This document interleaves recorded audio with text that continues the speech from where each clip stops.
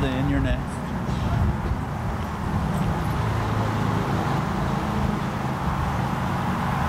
Hi, I'm Lynne Ramsey. Just a second.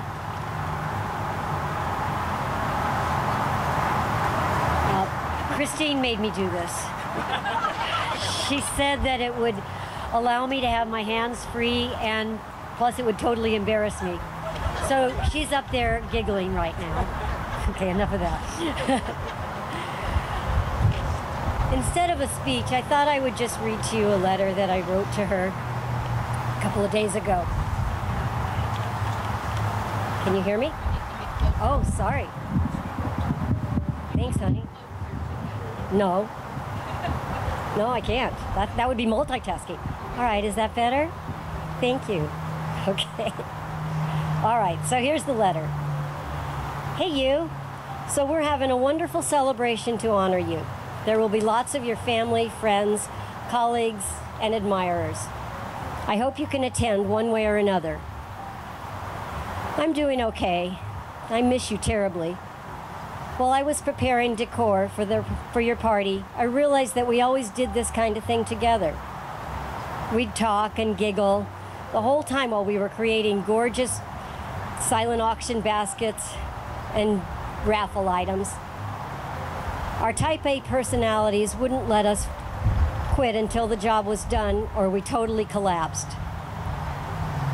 Afterwards, then you, little Miss Clutterbuster, would run around cleaning up, organizing everything.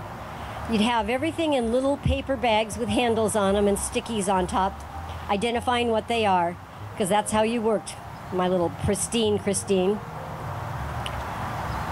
Most of all, I miss being able to talk to you. I know you do visit me at 3 a.m. sometimes, but it's not the same. The other day I encountered a bit of drama from a total stranger. Of course, it was the sort of event that I would have had me calling you immediately, but I would only get your voicemail, and then you'd call me back pretty soon. By the time you called me, I'd be so spun up and whining about how my snappy comebacks never came at the right moment, and you would listen to me. You'd really listen.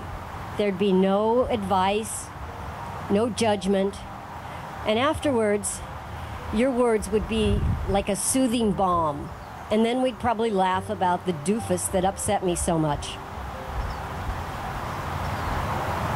Remember when I told you that I would be by your side during your battle with cancer? It made you cry. I didn't cry then. In fact, you didn't see me cry until the very end. The tears come often and unexpectedly now. Our years of friendship seem far too short, but the memories are priceless.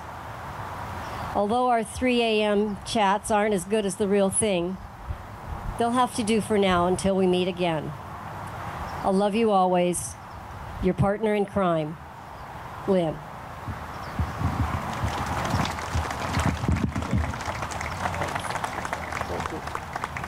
Who's up next?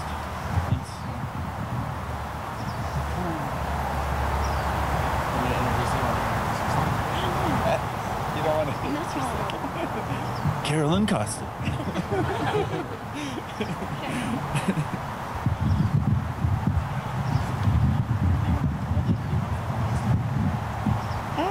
I don't know. I can get close, I think.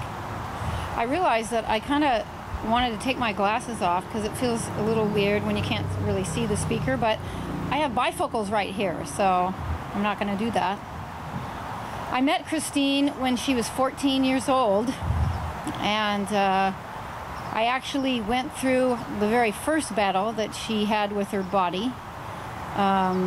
She was fighting against it then, and I spent some of her last final days when she was fighting this last battle that she had with her body, and that was actually 28 years ago when we first met, which really is amazing. And I was her therapist when she was battling anorexia nervosa, and as her therapist I was able to help her overcome that.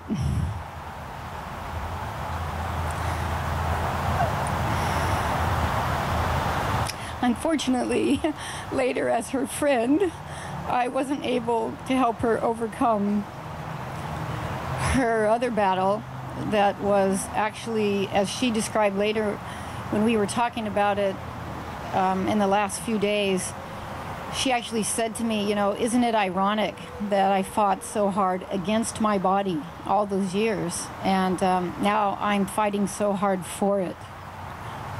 And she actually asked me to share that. And she actually asked me to share that with other people who have eating disorders. And it's pretty profound, actually.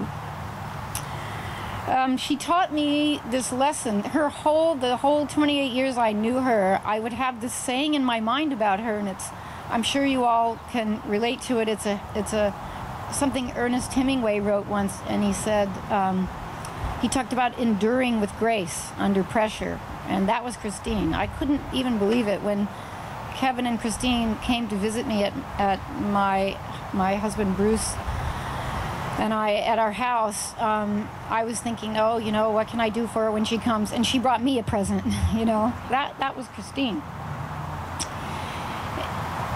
In the very, very last few days, and I like to think of it when she was still in her body, I kind of laid down in bed with her and I said, "Are you ready to leave this body?" And she said, "Yes." And she said, "But I'm not sure I've done enough." So I laughed. And I said, "What would you say," for those of you who know me, not that many do, but for those of you who do, I said, "What would you say if I said that?" You know? And then she laughed. And so I said, you know, it's the same thing. And I look around at all the people and all the emails I've gotten. I've gotten emails from people all over the world about Christine and about how she has affected their life. We talked about I told you already about the irony. I asked her, is there something that you would want me, I said, when you're no longer in your body and on this planet, is there something you would like me to do for you that you can't do? And she said a few things. One of the things that she said, we talked about, you know, people like to do things, you know, when you're gone, they want to do things for you. They want to give money. And I said, you have these different causes. And we talked about the different causes. And she actually, I have to say, with all the eating disorder stuff, she talked about the animals first, primarily. And but it turns out she doesn't have to choose, because there's money that is coming to the Humane Society. There's money. The International Association of Eating Disorder Professionals has set up an annual scholarship fund for people to go to their conference every year. And the Eating Disorder Coalition has set up a treatment scholarship fund where people are already sending money to, so that people who can't afford treatment can get treatment. So she is just going to keep on giving. And I think that we feel good that we have something that we can do that helps to carry that on.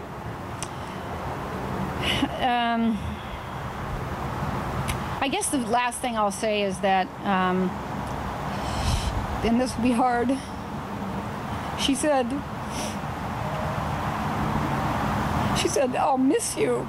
And I said, well, lucky for us that we learned a long time ago that we're not our bodies. I also recovered from anorexia as well. I said, lucky we learned that we're not our bodies, because we don't need our bodies to love each other. And we're going to continue to love each other even when we don't have them. And I know the people that know her feel the same. I mean, we can feel her.